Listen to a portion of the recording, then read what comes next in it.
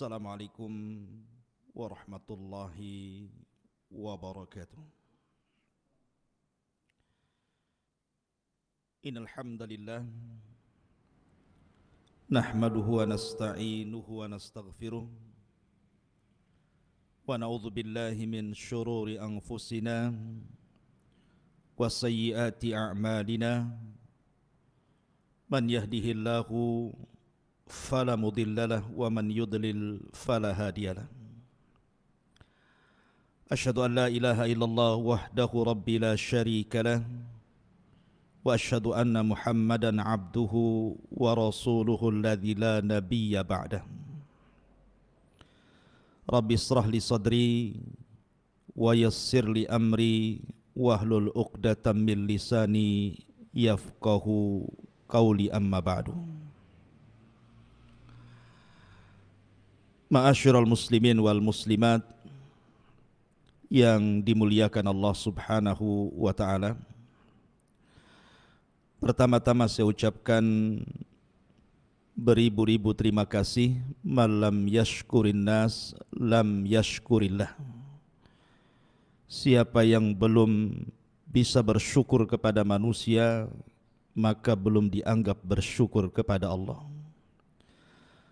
Maka saya ucapkan jazakumullah khairan. Semoga Allah membalas kebaikan Anda semuanya, terutama penyelenggara yang sudah mengundang ana atau saya dari Batam, padahal mungkin banyak para duat, para ustadz yang mungkin lebih layak untuk bicara di pagi hari ini.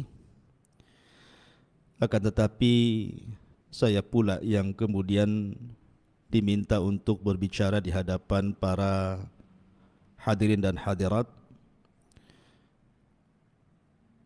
Dan saya juga berterima kasih terutama kepada penyelenggara dari Polenis Islamik ataupun di sini UKM Jazirah yang mengadakan acara ini, sehingga saya bisa bertatap muka walaupun lewat media. Sebagaimana Allah Subhanahu wa ta'ala kumpulkan kita pada tabligh akbar di pagi hari ini walaupun lewat media di dunia, semoga kita juga dikumpulkan oleh Allah Subhanahu wa ta'ala kelak di sorganya yang penuh dengan nikmat yang Allah anugerahkan kepada setiap penghuninya. Mungkin saya tidak kenal satu persatu, mulai dari Bapak Direktur dan jajarannya dan juga para mahasiswa dan mahasiswi gitu ya. Semoga saya bisa mendoakan Anda semuanya dilindungi oleh Allah Subhanahu wa ta'ala, mendapatkan keberkahan dunia dan juga akhirat. Tema yang diamanahkan adalah wujudkan generasi pemuda muslim yang unggul, berkualitas sebagai tonggak peradaban Islam. Subhanallah, materi ini sangat penting sekali, terutama generasi muda. Karena generasi muda di zaman sekarang, mungkin Anda tahu sendiri bagaimana anak-anak muda yang semakin hari semakin rusak akhlak-akhlak mereka, sehingga diperlukan anak-anak muda yang bisa memperbaiki akhlak anak-anak muda di zaman fitnah hari ini. Dan itu tidak bisa kita lakukan kecuali harus mengaca kepada sejarah. Karena sejarah itu jundun min junudillah, tentara daripada tentara Allah Subhanahu wa taala. Ma'asyiral muslimin wal muslimat rahimani wa rahimakumullah. Sedikit saya urut sejarah dari para nabi, kemudian Rasul kita Muhammad sallallahu alaihi wasallam, dan juga beberapa petikan kisah-kisah para sahabat, tentunya yang berkaitan dengan peran anak-anak muda sampai juga masuknya Islam ke negeri kita. Ma'asyiral muslimin yang dimuliakan Allah Subhanahu wa taala. Sebuah hadis dari Abi Dzar radhiyallahu an pernah bertanya kepada Nabi sallallahu alaihi wa ala alihi wasallam tentang Nabi Allah Adam alaihi salam. Apakah Adam itu seorang nabi atau bukan? Salah satu pertanyaan Abi Dzar kepada Nabi sallallahu alaihi wasallam adalah bicara tentang kam adadul anbiya. Berapa sih jumlah para nabi itu? Maka Nabi sallallahu alaihi wasallam menjawab bahwa jumlah para nabi itu 120.000 nabi. Di antara mereka 315 rasul. Artinya bahwa Allah Subhanahu wa taala mengutus utusannya sebanyak itu tentu tidak lain dan bukan dalam rangka memperbaiki manusia. Walaupun yang kita kenal namanya di dalam Al-Quranul Karim hanya 25 nabi dan rasul. Itu pun tercantum nama-namanya, 18 diantaranya tercantum dalam surah Al-An'am, dan sisanya tercantum di beberapa surat dalam Al-Quran, sehingga genap menjadi 25 nabi dan rasul. Dari 25 nabi dan rasul pun tidak semua dikisahkan dalam Al-Quran. Ada yang hanya disebut namanya tapi tidak ada kisahnya. Seperti contohnya Al-Yasa, Dzulkifli, Ilyas. Itu tidak ada kisahnya tapi namanya disebutkan dalam Al-Quran. Atau ada nabi itu yang hanya dikisahkan secara global saja, seperti kisah Nabi Syuaib, Nabi Saleh, Nabi Lut gitu ya. Tapi ada juga nabi luar biasa, dari 25 nabi dan rasul diceritakan secara detail, seperti Nabi Allah Ibrahim alaihi salam, Nabi Musa alaihi salam. Itu luar biasa rincian dalam Al-Quranul Karim.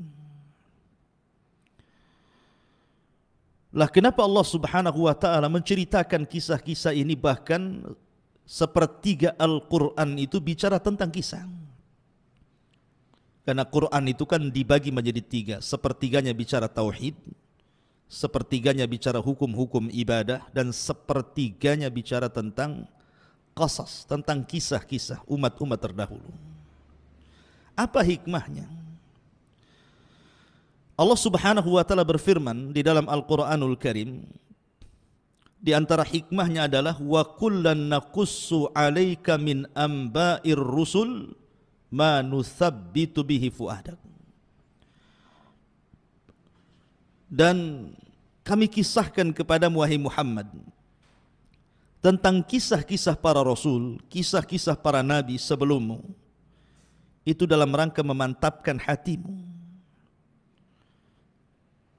Dan ibrah dalam Al-Quran itu bukan hanya khitabnya kepada Nabi SAW saja, tetapi juga khitabnya kepada kita sebagai umatnya.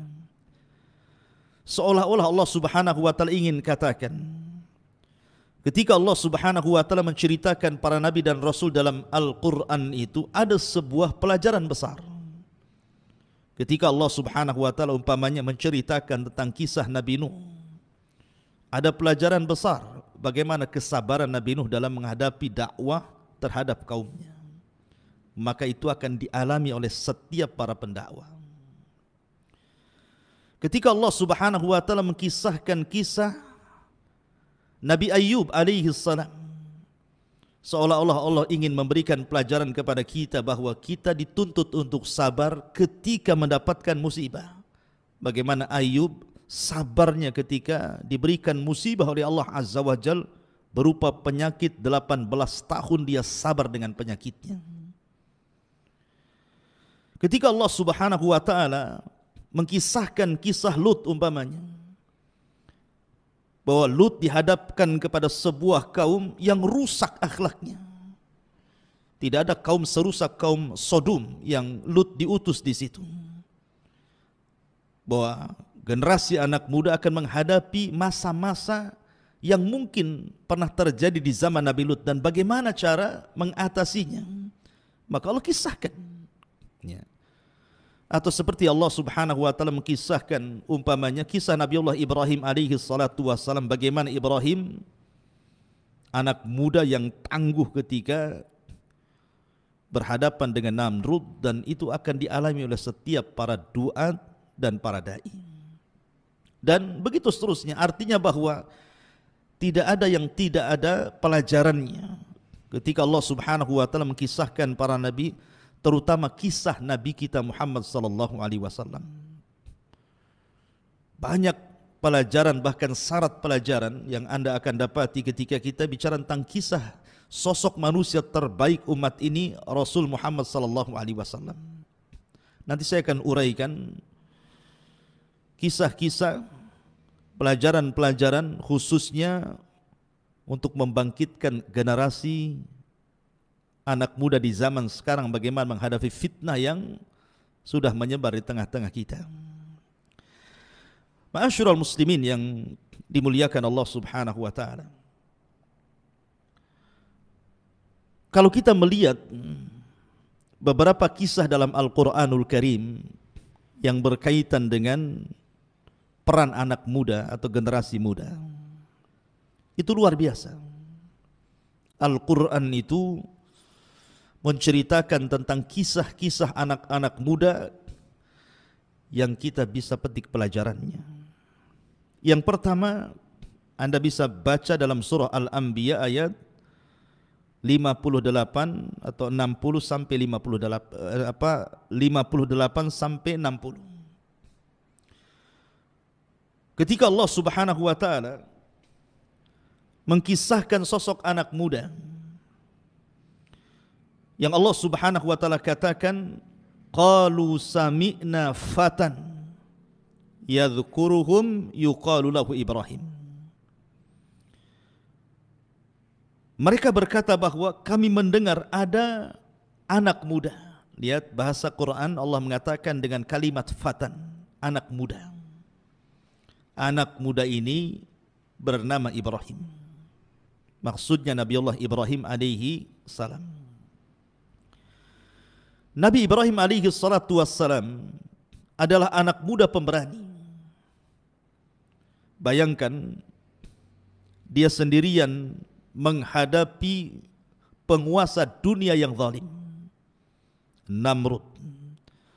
Kita tahu bahwa di dunia ini ada 4 raja yang pernah menguasai dunia, 2 mukmin dan 2 kafir. Adapun yang mukmin adalah Nabiullah Sulaiman alaihi salam dan juga Raja Dzulqarnain yang disebutkan dalam surah Al-Kahfi. Adapun yang kafir ada namanya Namrud dan juga Bukhtun Nasr yang menghancurkan Palestina dan membantai kaum Yahudi pada zamannya. Lah ada anak muda namanya Ibrahim alaihi salam sendirian menghadapi raja yang sangat zalim. Dengan keberaniannya dia menghancurkan patung-patung istana. Sebenarnya tujuan Ibrahim bukan menghancurkan patung. Buat apa patung dihancurkan? Toh juga bisa dibuat lagi. Hari ini patung dihancurkan, besok bisa diproduksi lagi. Tapi Nabi Ibrahim ingin memberikan pelajaran dengan kecerdasannya. Itulah bedanya anak muda dengan orang tua. Anak muda itu punya kecerdasan. Ketika pengalaman tidak bisa menjadi solusi, Maka kecerdasan itu diperlukan. Bagaimana Ibrahim ini menjadikan sosok anak muda yang cerdas. Tujuan dia menghancurkan patung bukan menghancurkan patungnya. Buat apa patung dihancurkan? Nanti dibuat lagi, diproduksi lagi.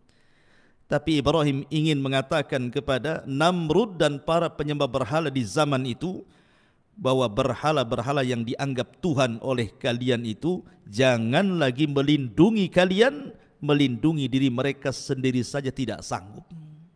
Lalu buat apa disembah kalau tidak bisa mendatangkan manfaat dan tidak bisa mencegah madarat? Lihat bagaimana peran anak muda Ibrahim alaihissalam, pemuda yang cerdas. Ini satu kisah. Kisah yang kedua disebutkan dalam surah Al-Kahfi ayat 11 sampai 25. Ketika Allah Subhanahu wa taala menceritakan tentang 7 anak muda. Allah Subhanahu wa taala berfirman, "Idz awal fityatu ilal kahfi faqalu rabbana atina min ladunka rahmatan wa hayyi lana min amrina rasyada." Ingatlah ketika para pemuda, sekali lagi Allah menyebutnya dengan kalimat para pemuda, bukan orang tua. Ini generasi-generasi muda di zaman itu. Ingatlah ketika para pemuda-pemuda itu berlindung ke dalam gua. Lalu mereka berdoa, "Ya Allah, berikanlah rahmat kepada kami dari sisimu dan sempurnakan petunjuk yang lurus bagi kami dalam urusan kami." Dahulu ketika ada sebuah acara kerajaan pada zaman Romawi dulu, maka diundanglah para pejabat dari daerah-daerah. Masalahnya dalam acara kerajaan itu disuruh untuk menyembah berhala. Rupanya ada anak-anak muda yang mereka mengikuti ajaran Isa bin Maryam, sehingga mereka mentauhidkan Allah. Karena di zaman itu agama yang paling benar adalah agama Isa bin Maryam sebelum datang Islam. Fitrah mereka menolak, tidak mau menyembah berhala. Akhirnya kemudian salah satu anak pejabat yang hadir tidak mau ikut dalam acara itu. Satu, kemudian datang lagi satu, kemudian datang lagi satu, sampai 7 anak muda. Awalnya tidak saling kenal. Kemudian tiba-tiba mereka berkumpul di satu tempat. Awalnya tidak saling bicara karena takut curiga mencurigai dengan yang lainnya. Setelah membuka pembicaraan satu dengan yang lainnya, rupanya mereka ada kesepakatan bahwa mereka mengingkari acara kerajaan yang penuh dengan kesyirikan itu. Tetapi kemudian perkumpulan mereka ketahuan, mereka pun ditangkap. Kemudian mereka dipaksa untuk menyembah berhala, kalau tidak mereka dibunuh. Akhirnya mereka pun meminta diberikan kesempatan untuk berfikir 3 hari. Rupanya 3 hari ini digunakan untuk kabur. Maka kemudian larilah 7 anak muda ini dan seekor anjing. Rupanya mereka lari ke perbukitan. Disitulah menemukan sebuah gua yang sangat dalam, yang sangat besar. Dalam bahasa Arab disebut kahfun namanya. Makanya suratnya disebut suratul kahfi.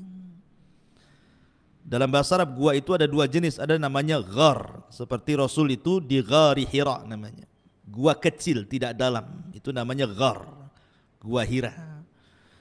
Tetapi kalau dalam besar itu disebut al-kahfu ataupun al-kahfi. Lah anak-anak muda ini masuk ke dalam gua itu. Lihat bagaimana perjuangan anak-anak muda ini. Bahwa anak muda itu perlu berjuang. Harus ada semangat juang gitu ya. Jangan memble anak-anak muda itu. Anak-anak muda itu harus semangat.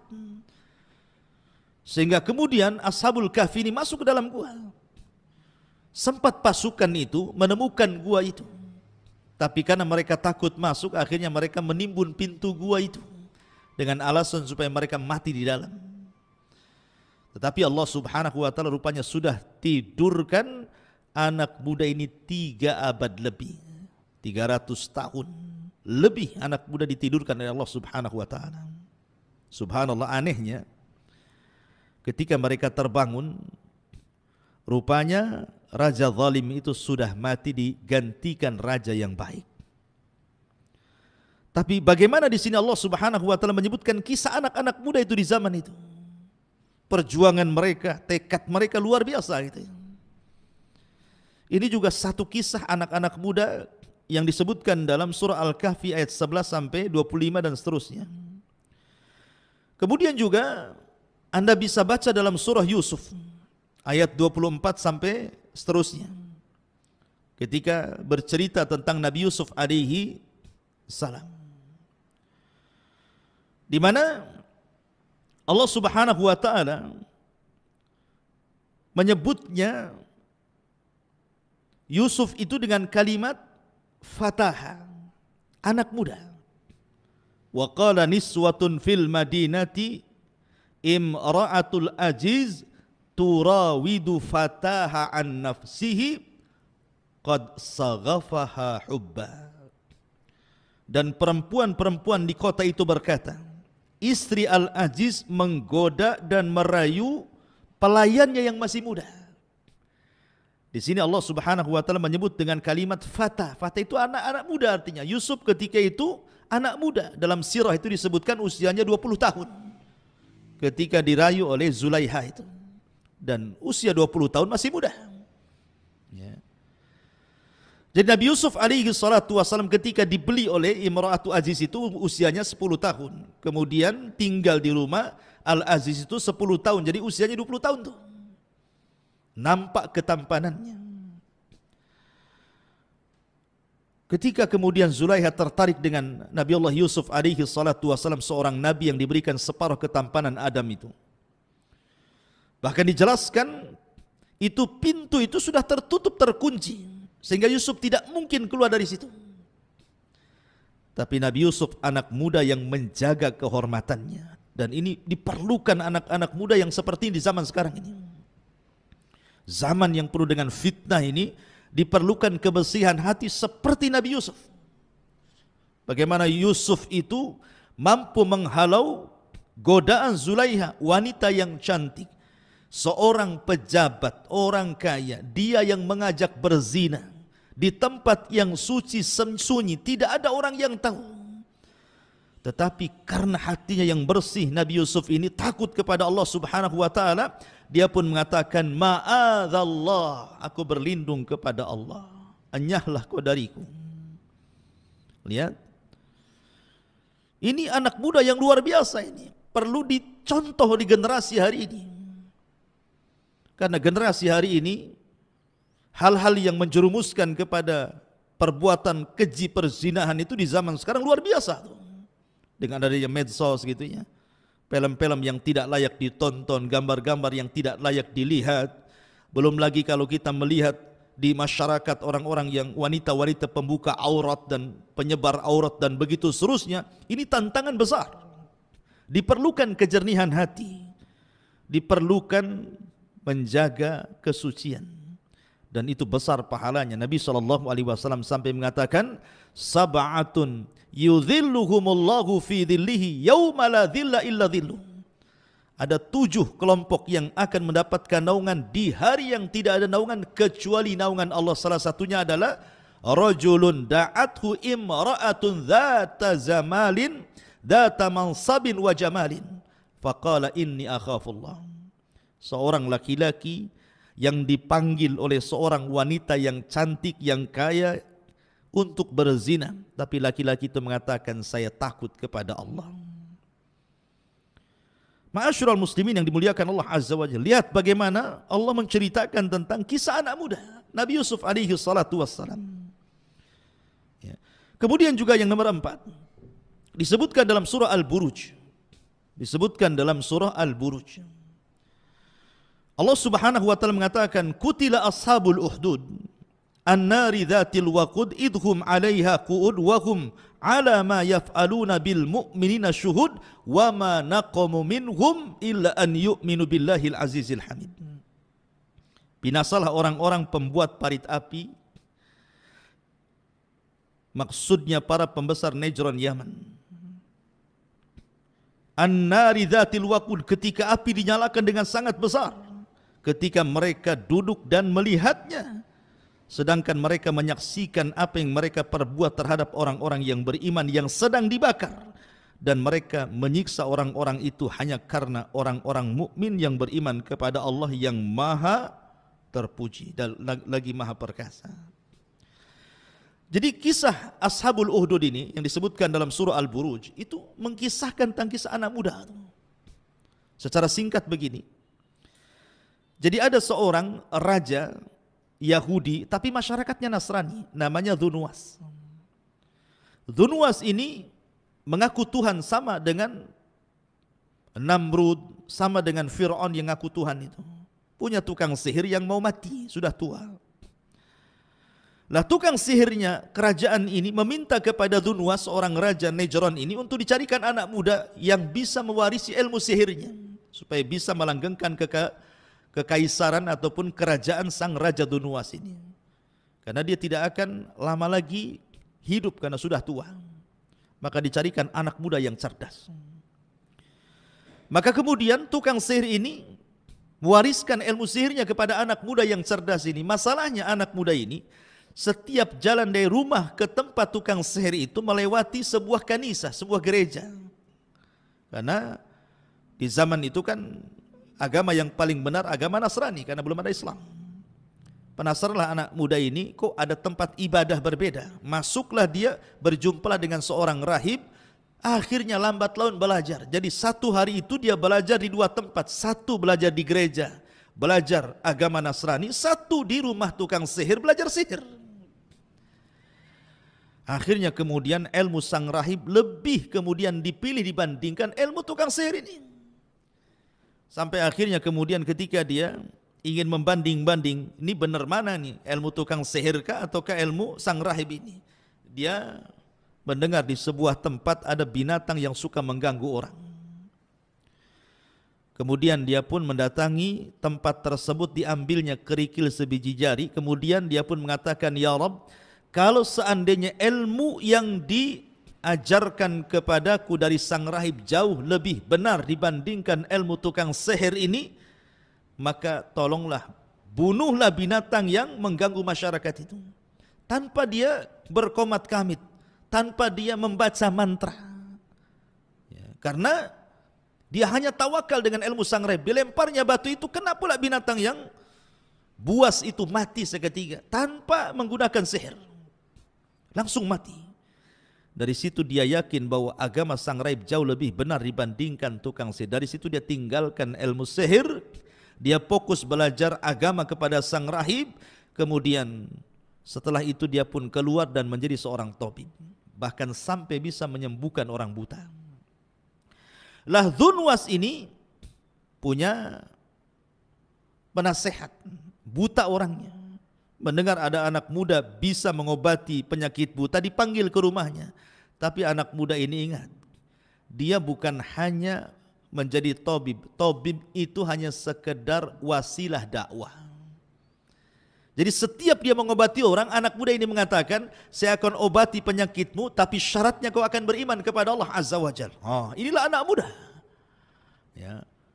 Jadi kalau engkau mau kusembuhkan, aku akan berdoa akan kesembuhanmu, syaratnya cuma satu, beriman kepada Allah. Harusnya seperti itu. Jadikan semua wasilah itu digunakan untuk dakwah. Harusnya anak muda itu kreatif gitu ya. Jadikan acara-acara apapun berisi dakwah di situ, karena bagaimanapun Rasul mengatakan Rasul amri al-Islam wa amuduhus shalah wa dirwatus sanamihil jihadu fi sabilillah. Bahwa pokok urusan hidup manusia itu Islam, maka jadikan Islam itu pokok urusan hidup kita. Kalau Anda hendak ngobrol, obrolkan masalah Islam. Kalau Anda hendak rapat, jangan lupa sisipkan Islam di situ. Kalau Anda hendak menulis, tulis masalah Islam. Bawa Islam itu kemana-mana. Bawa Islam ke rumah, bawa Islam ke pasar, bawa Islam ke kampus, bawa Islam kemana saja.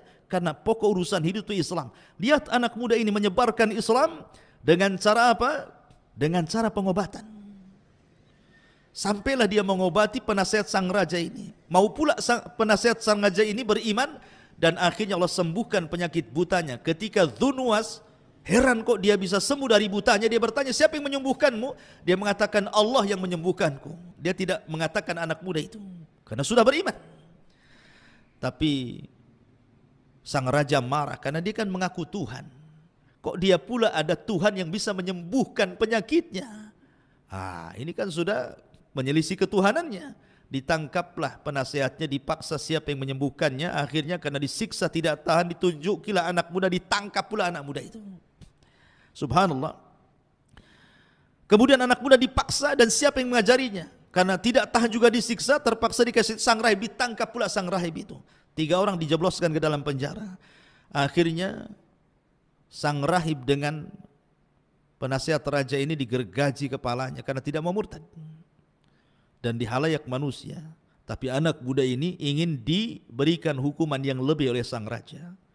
Tapi subhanallah, cara apapun yang dilakukan sang raja untuk membunuh anak muda ini tidak bisa. Dibawa ke atas bukit dengan pasukannya, tiba-tiba bukit bergetar, semua pasukannya jatuh mati, anak muda tidak mati. Dibawa ke laut dengan pasukannya, kemudian datang ombak menghempas perahunya, semua pasukannya tenggelam, anak muda ini selamat. Setiap upaya pembunuhan, anak muda ini selamat. Sampai sang raja sudah pusing bagaimana cara membunuhnya. Tapi anak muda tahu diri, kemanapun dia pergi pasti akan ditangkap. Sehingga dia ingin kematiannya itu bermanfaat. Maka dia mengatakan kepada sang raja, boleh kau bunuh aku, tapi syaratnya satu, kumpulkan manusia, gantung aku di hadapan manusia. Kau hanya bisa membunuhku dengan panah yang akan kuberikan, tapi syaratnya ketika kau panah diriku, kau harus mengucapkan Bismillahirrabbilgulam, dengan menyebut Rabb, nama Rabbnya anak muda ini. Raja ini kadang sudah kalut, dia tidak peduli dengan ucapan itu. Akhirnya anak muda itu kemudian diikat di tiang gantungan. 2.000 masyarakat Najran yang Nasrani menyaksikan. Sang raja sudah membidik dengan panahnya. Dia pun tidak lupa mengucapkan di hadapan manusia persis seperti yang dikehendaki anak muda itu. Bismillahirrabbilgulam, dengan menyebut nama Allah Rabbnya anak muda itu. Melesatlah panah kena ke pelipis matanya, meninggal anak muda ini. Ketika meninggal anak muda ini, serentak 20.000 masyarakat Najran mengatakan amanna bi rabbil gulam, kami beriman dengan Rabbnya si fulan itu. Kenapa? Karena sang raja tidak sadar dengan mengucapkan kalimat itu menggugurkan ketuhanannya. Sumber iman.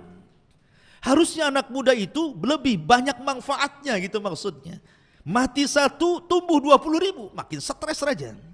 Akhirnya raja pun menutup benteng, membuat parit api, dimasukkan satu persatu yang 20.000 ke dalam api. Mereka tidak ada satupun yang murtad. Lihat bagaimana anak muda ini menjadikan jalan hidayah. Harusnya Anda demikian. Anak-anak muda ini harusnya sebagai pintu kebaikan, membuka pintu kebaikan kepada orang. Makanya Rasul mengatakan ketika ditanya siapa manusia yang paling manfaat itu wahai Rasul, kata Rasul, anfa'uhum linnas, orang yang paling bisa memberikan manfaat kepada manusia.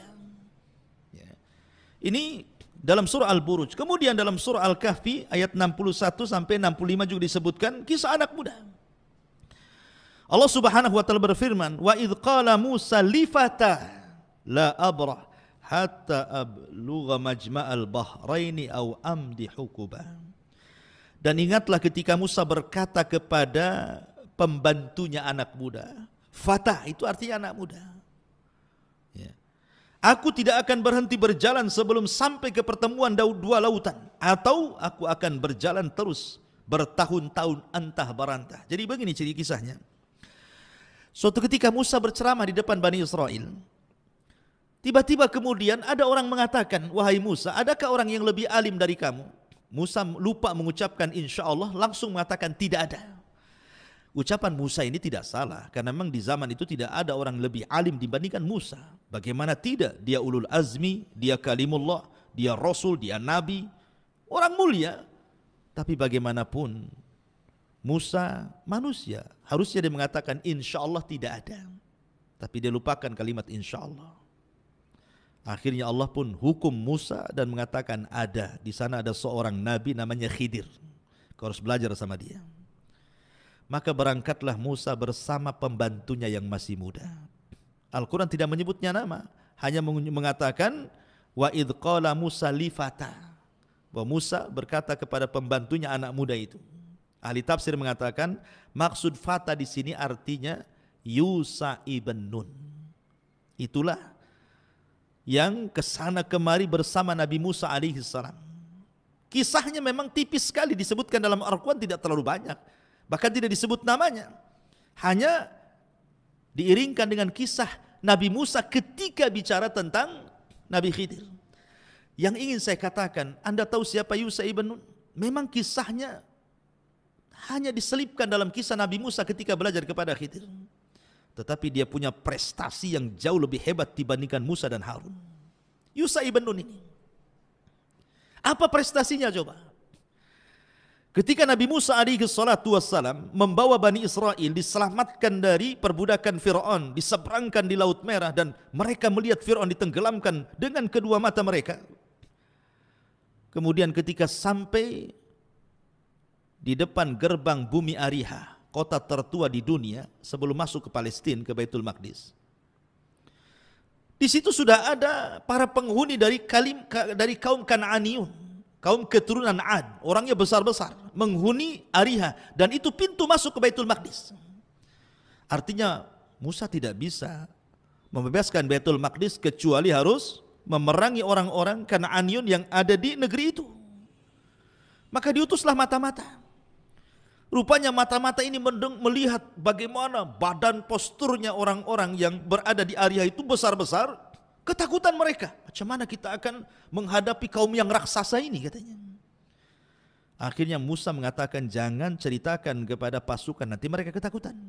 Tapi mereka berkhianat. Hanya 2 orang yang tidak menceritakan, salah satunya Yusha ibn Nun. Yang lainnya malah kemudian membuat ketakutan di tengah-tengah Bani Israel sehingga mereka tidak mau perang. Ketika Musa mengajak mereka berperang untuk mengambil Baitul Maqdis dengan cara menaklukkan Ariha kala itu, tiba-tiba kemudian mereka dengan lancangnya mengatakan kepada Nabi mereka, idhab anta wa rabbuka faqatila inna hahuna qaidun. Hei Musa, kalau engkau hendak mengajak perang kami, silahkan berangkat sendiri, ajak Tuhanmu perang berdua, biar kami nonton siapa yang kalah, siapa yang menang. Nah, itu kurang ajar tuh. Bani Israel ngomong begitu sama nabinya. Ya. Akhirnya kemudian Allah pun adab Bani Israel, terpaksa mereka harus dibuat linglung di negeri yang disebut dengan Ardute. Mereka tidak bisa keluar dari situ, di gurun pasir, panas, kering, kelontang, enggak ada tumbuhan, enggak ada tanaman. 40 tahun mereka tinggal di situ. Sampai Musa meninggal di situ, Harun pun meninggal di situ. Tidak bisa merebut Baitul Maqdis. Baru datang generasi pemberani dipimpin Yusha ibn Nun. Bayangkan, tadinya seorang pembantu Nabi Musa, tapi karena kemana-mana bersama Nabi, akhirnya diangkat jadi Nabi juga. Yusha ibn Nun diangkat jadi Nabi. Nabi Yusha ibn Nun, dialah yang memimpin generasi setelah Musa dan Harun dan berhasil merebut Baitul Maqdis.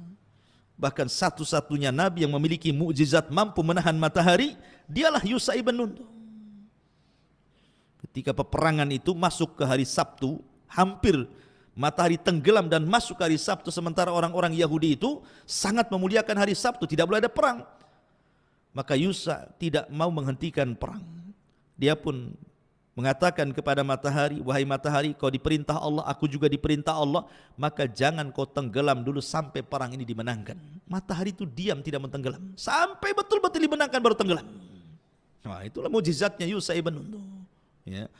Tapi lihat bagaimana Yusha ibn Nun ini anak muda yang kisahnya itu hanya ditempelkan di kisah Nabi Musa dengan Khidir, tapi prestasinya melebihi Nabi Musa. Bisa memerdekakan Baitul Maqdis. Dia tidak dikenal. Ya, begitulah anak muda. Anda tidak mesti harus dikenal, tetapi prestasi itulah yang menentukan kesuksesan Anda. Harusnya seperti itu.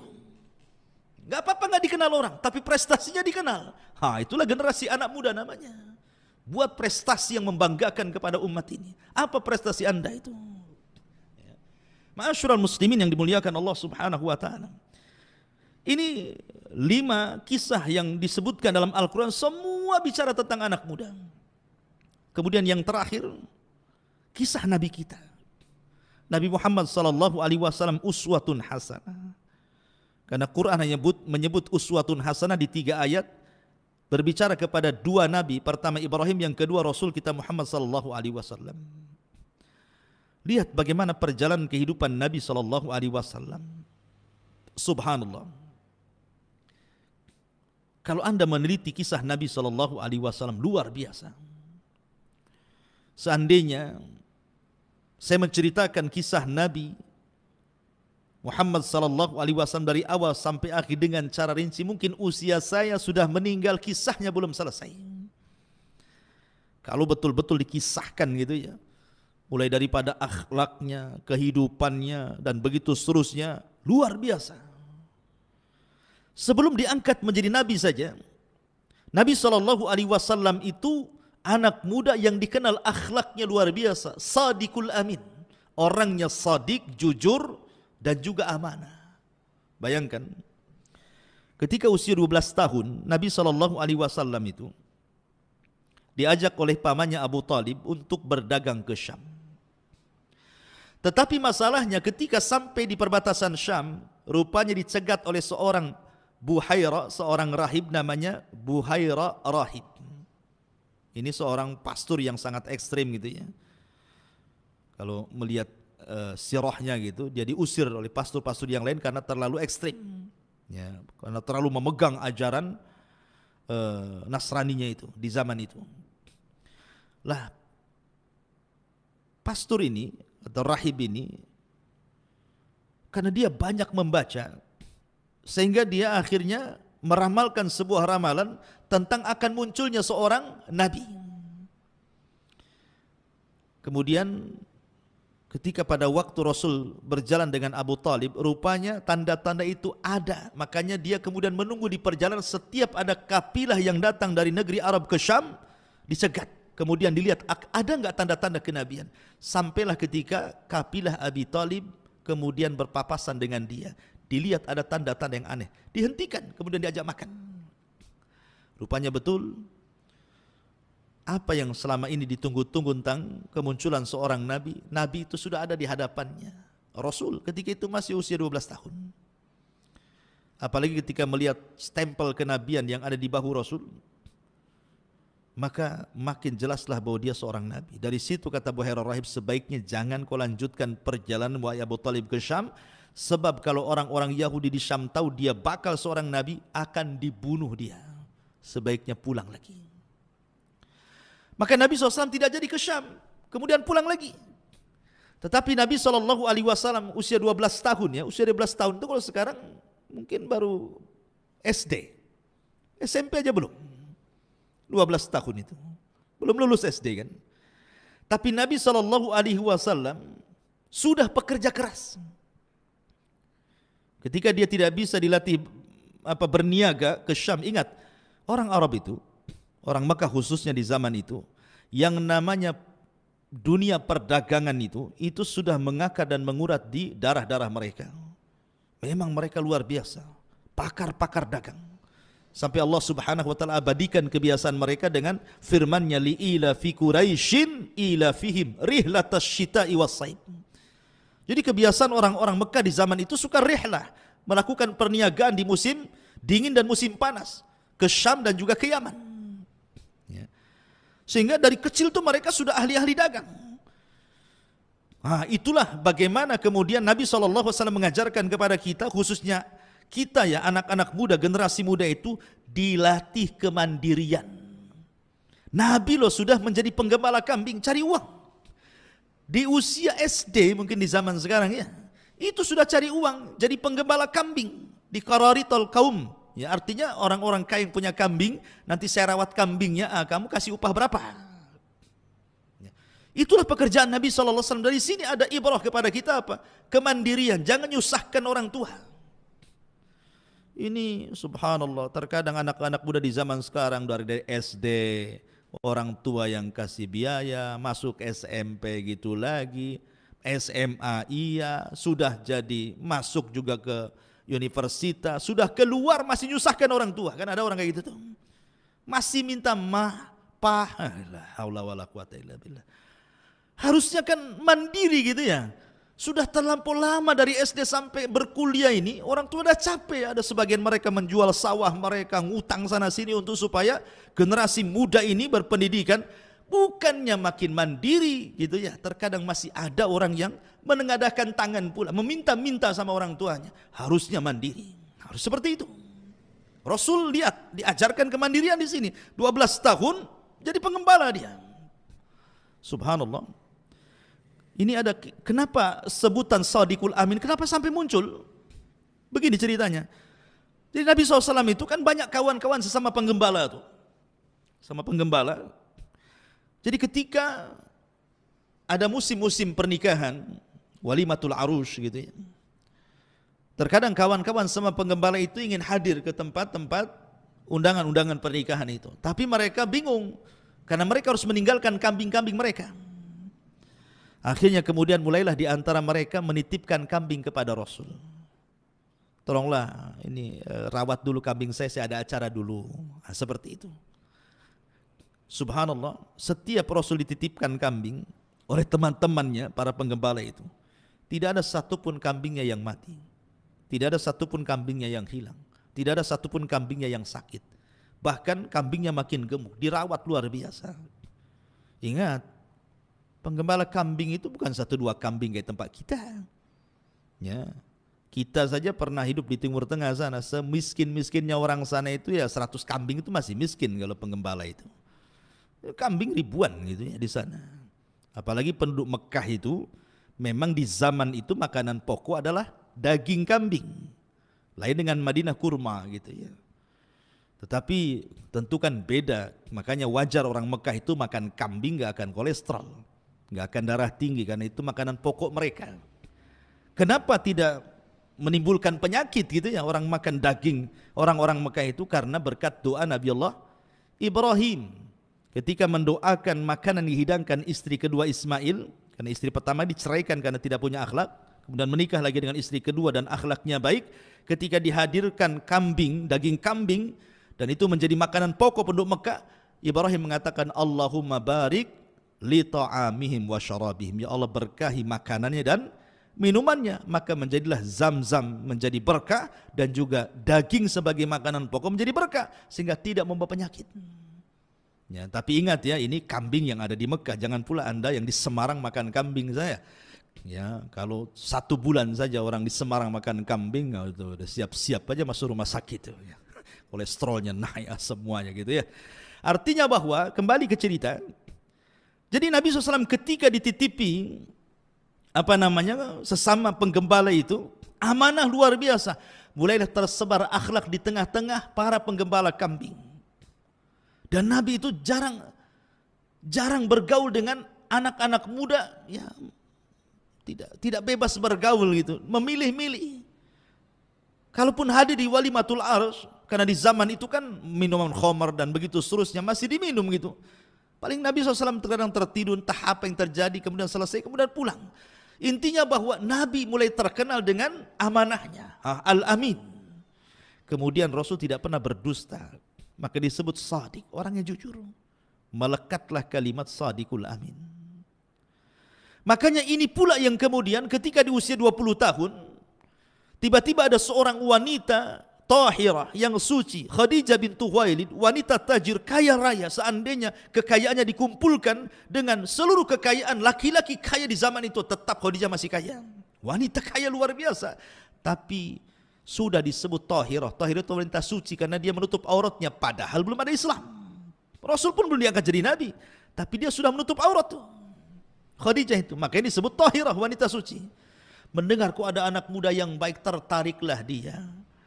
Dicari, akhirnya berkenalan dengan Nabi SAW, diajak kerjasama, berdagang dengan sistem mudharabah.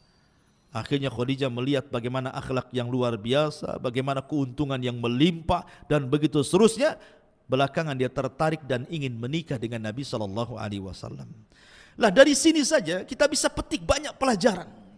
Ya, bagaimana anak muda ini, Nabi SAW mengajarkan kepada kita akhlak yang luar biasa. Rasul di usia 20 tahun ke bawah nih, ya. Tetapi lihat akhlaknya sudah dikenal. Akhlaknya sudah dikenal. Harusnya generasi muda ini yang paling dipentingkan hari ini, akhlak yang tidak ada. Yang hilang pada generasi muda hari ini akhlak. Akhlak kepada orang tua sudah hilang, akhlak kepada kerabat sudah hilang, akhlak kepada tetangga sudah hilang, kepada guru-guru dan begitu seterusnya. Ini akhlak yang hilang ini. Harus tanamkan akhlak-akhlak yang betul-betul. Jangan sampai kemudian anak muda ini mengikuti tren. Ya kan? Jadilah anak-anak muda yang berakhlak. Kebaikan juga jangan mengikuti tren. Kebaikan itu harus dasari ilmu. Sebab kalau kebaikan ngikuti tren, nanti hilang trennya, hilang pula kebaikannya. Trennya orang, baca Quran sekian, 1-3 hari berapa juz gitu. Tren aja. Nanti hilang trennya, hilang pula baca Qurannya gitu maksudnya. Artinya kebaikan itu dilakukan karena ilmu. Bukan karena ngikuti tren. Karena ilmu yang mendidik dia sehingga menjadikan seseorang itu berakhlak. Lah ini yang harus ditanamkan anak-anak muda di zaman sekarang, akhlak. Ustaz, akhlak itu apa sebenarnya? Saya akan sebutkan perkataan Abdullah ibn Mubarak. Akhlak itu hanya 3 kata saja. Anda kalau mengikuti 3 kata, Anda berakhlak. Akhlak itu kaful adha wa badlun nadha wa talaqatul wajhi. Kata Abdullah ibn Mubarak, 3 kata saja. Kaful adha. Jangan menyakiti orang. Baik dengan lisan ataupun dengan perbuatan ataupun dengan hati. Makanya Rasul mengatakan al-muslimuna man salimal muslimuna min lisanihi wa yadi. Seorang muslim dikatakan muslim itu ketika muslim lain selamat dari lisan kita dan tangan kita. Jangan sakiti orang. Ya. Dengan lisan kita, karena anak muda di zaman sekarang ini kan subhanallah, kadang mengucapkan kalimat tidak dipikir dulu. Enggak berakhlak lagi sudah. Wah, kalau sudah marah itu kalimat-kalimat binatang semua keluar. Cacian, makian, laknatan itu sudah biasa anak-anak muda zaman sekarang ini. Kesenggol sedikit sakit hati langsung memaki orang gitu. La haula wala quwata illa billah. Maka cerminan akhlak itu bisa menjaga lisan, tidak mengeluarkan kata-kata kecuali yang baik. Kalau tidak bisa diam. Atau perbuatan, atau mungkin hati. Mudah suudon sama orang gitu ya. Kemudian yang kedua badlun nadha, kata Abdullah bin Mubarak. Badlun nadha itu artinya mudah menolong. Anak muda sekarang mudah menolong. Harusnya mudah menolong. Apalah yang bisa saya bantu? Anda bisa ilmu, sebarkan ilmu. Anda bisa punya tenaga dengan tenaganya, dengan jabatannya, dengan apanya. Apa yang bisa Anda lakukan untuk Islam, lakukan. Kemudian talaqatul wajhi. Jangan lupa punya wajah yang tidak menyeramkan orang. Mudah senyum. Ya. Mudah senyum.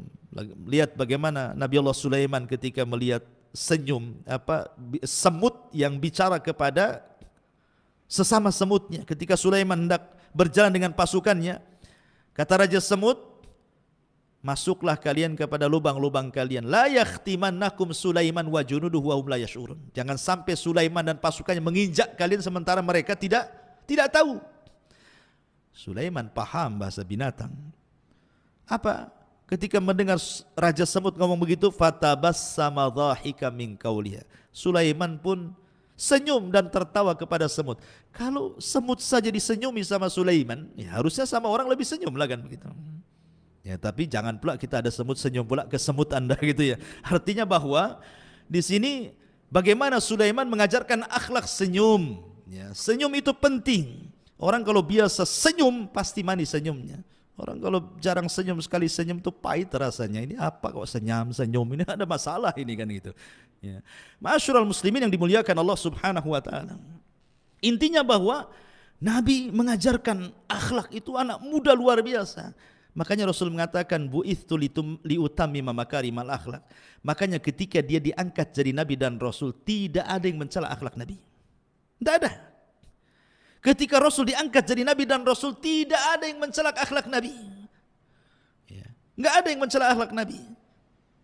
Mereka tidak menerima dakwah Nabi itu bukan dari segi akhlaknya, tapi dari segi konten dakwahnya. Mereka tidak mau dinasehati. Tidak, ketika Nabi SAW mengajarkan tauhid untuk meninggalkan berhala, mereka enggak mau itu saja. Mereka berpegang kepada ajaran anak nenek moyang mereka. Dan subhanallah, di zaman periode Mekah itu yang banyak masuk Islam anak muda. Orang tua itu susah masuk Islam. Abu Jahal, CS itu susah masuk Islam. Mereka lebih berpegang kepada nenek moyang mereka. Anak-anak muda itu yang masuk Islam. Abu Bakar, Umar, Utsman. Al-asyaratul mubasyiruna bil jannah. Kalau anda tahu, 10 sahabat yang dijadikan masuk surga itu semua anak muda. Yang usianya 30 tahun ke atas cuma 3 orang. Abu Bakar, Utsman, Abdurrahman, Ibn Auf. Coba. Yang usianya 30 tahun ke bawah, itu 5 orang. Bahkan yang usianya 20 tahun ke bawah, itu 2 orang. Artinya itu anak-anak muda. Dan semua menjadi pemimpin Islam. 10 sahabat yang dijadikan masuk surga itu, semua menjadi pemimpin Islam. Bukan pemimpin Arab, pemimpin Islam. Semua menorehkan sejarah. Dan semua mengajarkan pendidikan kepada generasi muda. Lihat Abu Bakar, Umar, Utsman, Ali, Tolha, Zubair. Subhanallah. Kalau anda membaca biografi mereka, luar biasa. Pelajaran besar bagi generasi muda itu. Ma'asyiral muslimin, coba. Nabi SAW berdakwah itu tidak lama. Berbeda dengan nabi-nabi sebelumnya. Nuh berdakwah kepada kaumnya berapa tahun? Alfasanatin illa khamsina ama. 1000 dikurangi 50 tahun. Berarti 950 tahun Nuh itu berdakwah. Setiap 20 tahun sekali baru dapat 1 pengikut. Sehingga pengikutnya tidak banyak Nuh itu. Yang di perahunya itu. Walaupun menjadi cikal bakal manusia sampai hari ini. Makanya Nuh disebut Abul Bashari Tsani. Bapak manusia kedua. Karena semua manusia nasabnya kepada 3 putra Nuh. Tapi lihat dakwahnya Nabi Nuh. 950 tahun dengan berbagai macam metode. Dari yang lembut sampai yang keras. Dari mulai malam sampai siang. Da'autu laila wa nahara, aku berdakwah siang malam kata Nuh. Tapi tidak diterima dakwahnya. Nabi SAW itu berdakwah cuma 23 tahun saja. 13 tahun di kota Mekah, 10 tahun di kota Madinah. Tapi tidaklah Nabi SAW wafat kecuali Rasul sudah mempersiapkan generasi-generasi anak muda, pemimpin-pemimpin masa depan kaum muslimin. Dan semua bidang ada pada para sahabat Nabi. Apa yang dihajatkan kaum muslimin ada. Ini menunjukkan apa? Ilmu parenting namanya. Bagaimana Nabi SAW itu membuat pendidikan yang sangat berhasil. Tidak perlu belajar parenting ke barat itu. Nabi sudah mengajarkan, tidaklah Rasul wafat kecuali generasinya sudah ada. Semuanya berhasil. Yang dihajatkan kaum muslimin ada semua di para sahabat. Semua ada. Gak ada yang gak ada. Apa yang dihajatkan manusia ada semuanya di para sahabat. Siapa yang mendidik mereka? Nabi. Generasi sahabat. Anak-anak muda luar biasa. Bahkan kalau anda lihat para pakar hadis, itu semua anak muda. Ya. Ma'asyiral muslimin yang dimuliakan Allah Azza wa Jalla. Siapa para pakar hadis saya contohkan? Pakar hadis itu maksudnya yang banyak meriwayatkan hadis kepada kita: Abu Hurairah, Abdullah ibn Umar, Anas ibn Malik, Aisyah, Abdullah ibn Abbas, Jabir bin Abdullah, Abu Sa'id Al-Khudri. Ini 7 orang yang dikenal al-mukthiruna fil hadis, yang banyak meriwayatkan hadis Nabi sampai kepada kita ini, yang dikeluarkan oleh para pengeluar hadis Muslim, Bukhari, Abi Dawud dan begitu seterusnya. Itu kebanyakan dari 7 sahabat ini. Mereka lah orang-orang yang banyak meriwayatkan hadis di atas 1000 hadis, maksudnya gitu. Jadi sahabat-sahabat yang meriwayatkan hadis sampai kepada kita di atas 1000 hadis. Dan yang terbanyak adalah Abu Hurairah, 5000 hadis lebih gitu ya. Tapi kita lihat Abu Hurairah radhiyallahu an, anak muda. Ya. Abdullah bin Umar anak muda. Bahkan Abdullah bin Abbas itu berjumpa dengan Rasul cuma 3 tahun saja. Kemudian Rasul meninggal dunia. Tapi tidak menghalangi menjadi ulama dunia. Abdullah bin Abbas itu anak muda. Usia 13 tahun Rasul sudah meninggal. Karena ketika dia dibawa oleh bapaknya Abbas itu dari Mekah ke Madinah pada tahun 7 Hijriah, baru berjumpa dengan Rasul di usia 10 tahun. Sehingga 11 Hijriah Rasul meninggal, hanya berjumpa 3 tahun bersama Rasul. Tapi lihat 3 tahun perjalanan bersama Rasul menjadikan Abdullah bin Abbas ulama besar. Hanya 3 tahun saja. Menunjukkan kegigihan Abdullah bin Abbas tentunya dalam belajar. Ya, dalam belajar. Anas bin Malik menjadi pembantu Rasul gitu ya, di usia 10 tahun sampai wafatnya Nabi. Jadi ulama besar. Jabir bin Abdullah, Abu Sa'id Al-Khudri, bahkan Ummul Min Aisyah radhiyallahu anha, ini semua usia-usia muda tuh. Usia muda, cerdas, berkualitas dan juga menorehkan banyak sejarah. Lah harusnya anak-anak muda seperti itu. Ada satu kisah menarik. Jadi di zaman Nabi Shallallahu Alaihi Wasallam, ini di zaman sahabat, anak-anak sahabat, anak-anak para sahabat Nabi Shallallahu Alaihi Wasallam, usianya masih muda-muda, masih belasan tahun, ya, mungkin usia-usia SMP lah di zaman sekarang ini. Di sana ada Abdullah ibn Umar, kemudian Mus'ab, kemudian Urwah, kemudian satunya Abdul Malik ibn Marwan. Jadi 4 sahabat ini, anak-anak sahabat ini, anak-anak sahabat nih. Abdullah ibn Umar, anak daripada Umar ibn Khattab. Kemudian Mus'ab ibn Zubair, putra daripada Zubair ibn Awam. Urwah bin Zubair juga sama, putra daripada Zubair ibn Awam. Kemudian Abdul Malik ibn Marwan. Abdul Malik ibn Marwan, putra daripada Marwan, sahabat Nabi. Jadi anak-anak muda ini kumpul di depan Ka'bah. Ya, karena mereka bukan anak-anak muda jalanan, bukan anak-anak muda yang hidup di jalan-jalan, trek-trekan, zaman sekarang ini kan nongkrong di jembatan. Bukan, mereka bukan anak-anak muda gaya anak muda zaman sekarang gitu ya. Nongkrong sampai pegang-pegang botol minuman keras. Nah, mereka anak-anak muda terdidik. Yang namanya anak-anak muda terdidik tentu kalau berkumpul yang dibicarakan pasti soal cita-cita masa depan. Kamu kalau sudah besar nanti ingin jadi apa gitu bahasanya. Itulah anak muda. Harusnya seperti itu anak muda ini. Ini kumpul, kalau laki-laki cerita perempuan, kalau perempuan cerita laki-laki. Mau jadi apa Anda ini? Ya. Lihat bagaimana ini 4 anak-anak sahabat ini bercerita tentang cita-cita. Yang lain mengatakan, wahai Mus'ab, kalau engkau besar ingin jadi apa? Ya. Kalau engkau wahai Urwah ingin jadi apa? Kalau engkau ya Abdullah ibn Malik ingin jadi apa? Maka kata Mus'ab, dia mengatakan, kalau aku besar, aku ingin menjadi orang besar dan menikahi 2 wanita dari pembesar, Aisyah bintu Tolha dan Sakinah bintul Hasan. Ada Urwah mengatakan, kalau aku tidak, aku ingin menjadi ulama yang diambil ilmunya. Ini luar biasa. Apa kata Urwah?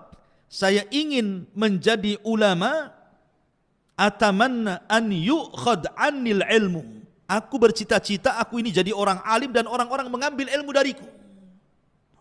Luar biasa himmahnya ini. Kemudian Abdul Malik bin Marwan, kalau saya tidak, saya bercita-cita menjadi khalifah. Itu kan mantap cita-citanya gitu. Cita-cita besar semua tuh. Dalam riwayat juga Abdullah bin Zubair ikut juga di situ. Saya ingin menjadi penguasa Hijaz katanya. Luar biasa ini. Lihat anak-anak muda itu kalau ngomong cita-citanya itu masa depan dia. Ya. Anak muda zaman sekarang ini cita-citanya aneh-aneh. Subhanallah ya. Kalau udah kumpul sesama mereka itu yang diceritakan tidak jelas gitu. Lihat anak-anak muda di zaman itu menjadi percontohan, memiliki cita-cita besar ke depan, membangun bangsa, membangun peradaban, ilmu begitu ya. Itulah cita-cita mereka. Giliran mereka tanya sama Abdullah ibn Umar, Abdullah ibn diam saja. Orang mereka, wahai Abdullah ibn Umar, kalau engkau dari tadi diam, kau ini kalau sudah besar nanti ingin jadi apa? Subhanallah. Abdullah ibn Umar lain pula dia cita-citanya. Dia mengatakan, tamannaitu an adkhulal jannah.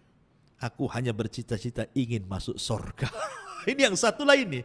Ini yang 4 ini atau yang 3 tadi itu bicara tentang dunia semua tuh. Ya. Tapi yang satu ini pula cerita akhirat. Subhanallah.